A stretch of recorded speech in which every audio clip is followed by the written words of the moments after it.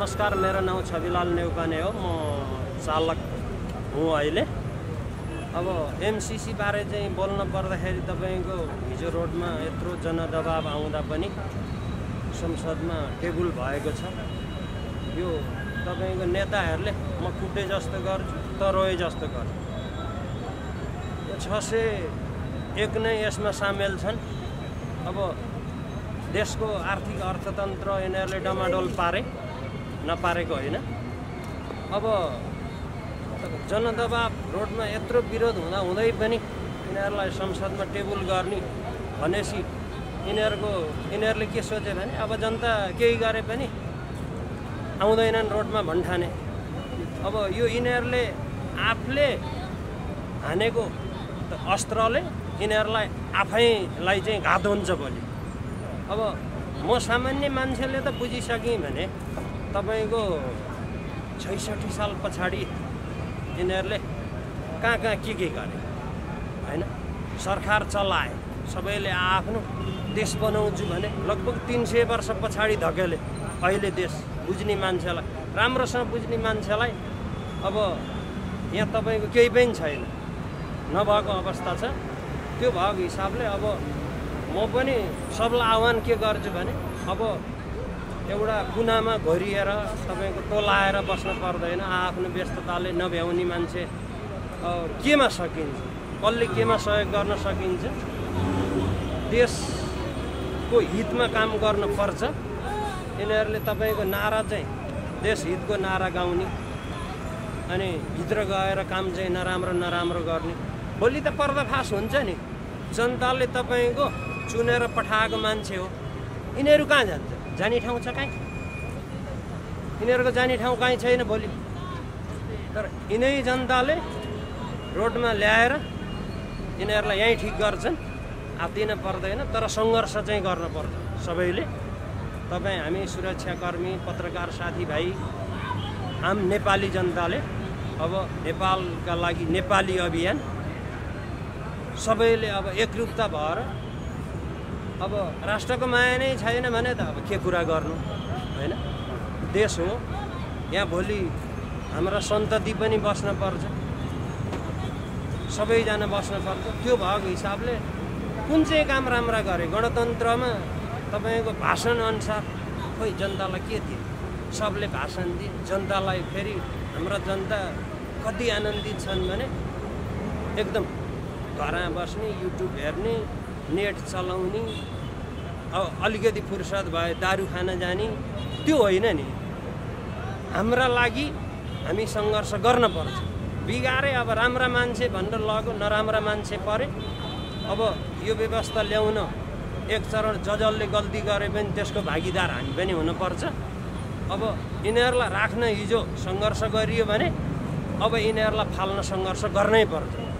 यसको लागि डराएर लट्ठी खाइए लागि, गोली खाइए लागि भन्न हुँदैन। जन्मिया किन मर्न हो।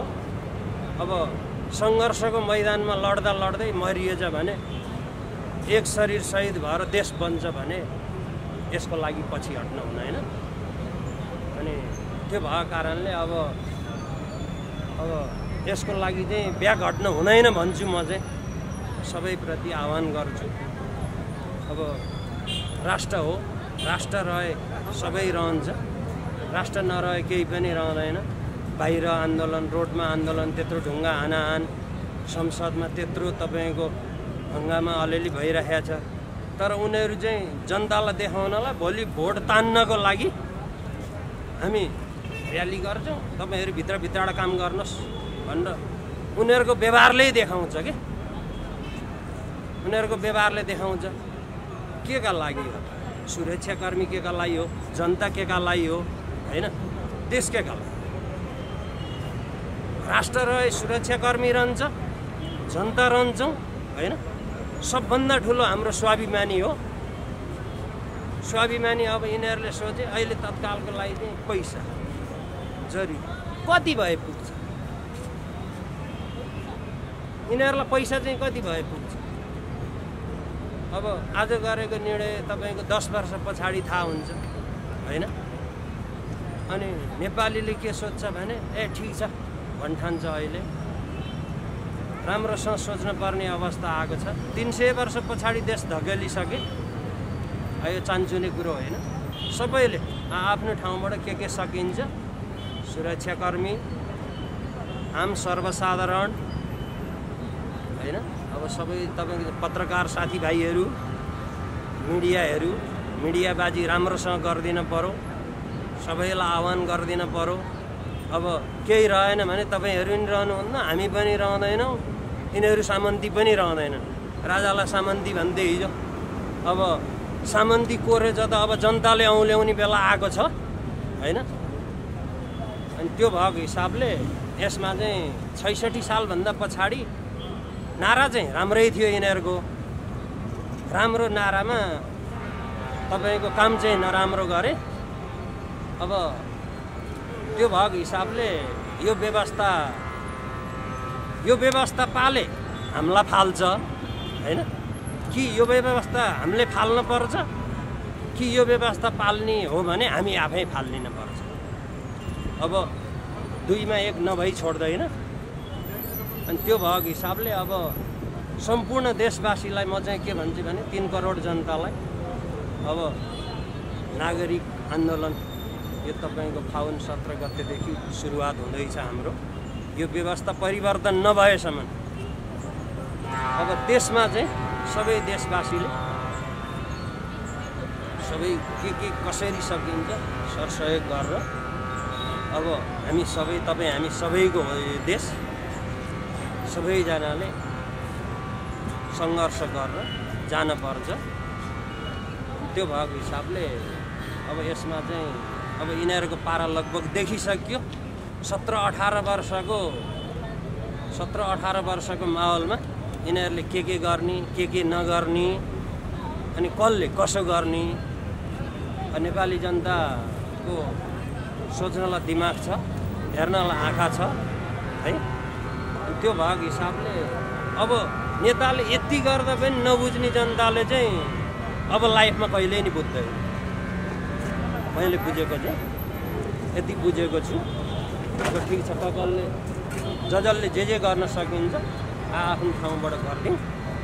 मेरो नाम छविलाल नेउपाने हो, यति भन्नु। हजुर, यस्तो छ, अब संसदमा टेबल भइसकेको छ। अब त्यो संसदले निर्णय गर्ने कुरा त्यहाँ रह्यो। र दोस्रो कुरा, अब यो शक्ति पृथकीकरणको सिद्धान्त अनुसार अब हामी अहिले न्यायालय जाँदैछौँ। त्यसको लागि म नेपालका लागि नेपाली पार्टीको सचिव अहिले यहाँ बोलिरहेको छु। र धेरै विधेयकहरू, यस्ता खालका राष्ट्रघाती विधेयकहरू हाम्रा अध्यक्ष बालकृष्ण नेउपाने रहनुभएको छ। र उहाँले धेरै त्यस्ता राष्ट्रघाती विधेयकहरूलाई चाहिँ फेल भएका छन्, भनौँ न बदर भएका छन्। र अहिले पनि हामीलाई विश्वास छ हाम्रो अब चाहिँ लगभग अब दर्ता प्रक्रिया पुरा हुन लागिसकेको छ, रिट। अब त्यसैबाट पनि यो विधेयक चाहिँ खारेज हुनेछ भन्ने चाहिँ हामीलाई पूर्ण विश्वास छ।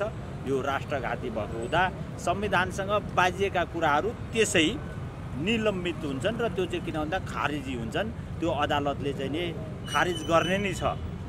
सम्मानित अदालत समक्ष हामी जाँदैछौँ। हाम्रो नेपालका लागि नेपाली पार्टी यो एजेन्डामा चाहिँ अहिले गएको छ। र अब यतापट्टिको संसदको कुरा हामी गर्दैनौँ, किन भन्दा संसदमा टेबल भइसकिसकेपछि अब त्यो संसदको कुरा हो। तर अब हाम्रो बाँकी एउटा चाहिँ नि अझै आशा छ न्यायालयबाट। त्यसबाट चाहिँ नि हामी विश्वस्त छौँ। राष्ट्रघातको जुन विषयको विरुद्धमा अदालतले कहिले पनि धोका दिनेवाला छैन, हामी विश्वस्त छौँ। एमसीसीको आवश्यकता हाम्रो देशको लागि छैन। त्योभन्दा धेरै खर्बको एमाउन्ट यो 32 वर्षदेखि सत्तामा बसेका नेताहरू भ्रष्ट गरेका छन्, हाम्रो देशलाई डुबाएका छन्। बरु त्यो एमसीसी हामी खारिज गरौँ, जसरी पनि खारिज गरौँ। त्यो एमसीसी हामीलाई चाहदैन। बरु यो 32 वर्षदेखि सत्तामा बसेको सबै राजनीतिक नेताहरूलाई सरकारी सेवा सुविधा लिएको उच्च ओहदाको कर्मचारीहरूको चाहिँ भ्रष्टाचारको अनुसन्धान गरी राम्रो नागरिक आयोग बनाई यिनीहरूको सम्पत्तिलाई जफत गरी हामी आर्जन गरौँ। त्यसबाट यो एमसीसी भन्दा 10 गुना रकम हामी प्राप्त गर्नेछौँ। यो भ्रष्टाचारीहरूलाई हदै समयको सजायको कानुन पनि बनाऊँ। यही हो हाम्रो देशको लागि उत्तम उपाय। अब यो भ्रष्टाचारीहरूलाई नै जडबाट हटाइदिउँ। यो भ्रष्ट तन्त्र हामीलाई चाहदैन। यो भ्रष्टाचारी तन्त्रलाई हामी जडबाट हटाइदिउँ। अर्को राम्रो हाम्रो देशलाई सुहाउँदो हाम्रो देशको अर्थतन्त्र धान्नी गरेर हामी सानो सानो छरितो चाहिँ व्यवस्थाको निर्माण गरौँ र हाम्रो देशलाई समृद्ध बनाऊँ। हामी नेपाली सुखी बनाऊँ। त्यसैको लागि हामी आप सम्पूर्ण देशवासीसँग निवेदन गर्दैछु। यही फागुन 17 गते देशव्यापी रूपमा हामी परिवर्तनको लागि नागरिक आन्दोलन गर्न गइरहेछौँ। त्यसमा सबै देशवासीहरू राष्ट्रवादीहरू सहभागिता जनाई त्यसै आन्दोलनको दिनदेखि यो भ्रष्टाचारीहरूलाई हटाई हामी आफ्नो हित हाम्रो देशको हित र देशको उन्नति प्रगतिको हिसाबले राम्रो मान्छे हाम्रो देशमा नेपाल आमाको धेरै छोराछोरीहरू विद्वान छन्, पढे लेखेका छन्। यो आफ्नो देश र आफ्नो देशवासीको बारेमा सोच्ने बुझ्ने मनसा राखेको मान्छेहरू छन्। त्यस्ता मान्छेहरूलाई सत्ता सम्हाल्न दिउँ। यो व्यवस्था हामीलाई काम दिएन, हाम्रो देशलाई काम दिएन। यो सबै बेकार भइसकेको व्यवस्था छ। यो सबै भ्रष्टाचारीहरूको संस्था बनिसकेछ। आज हाम्रो देशमा 882 सांसद छन्। त्यो के कामको लागि हो? 162 मन्त्री छन्। त्यो के गरेर खानेको त्यो के गर्नको लागि बसेछन्?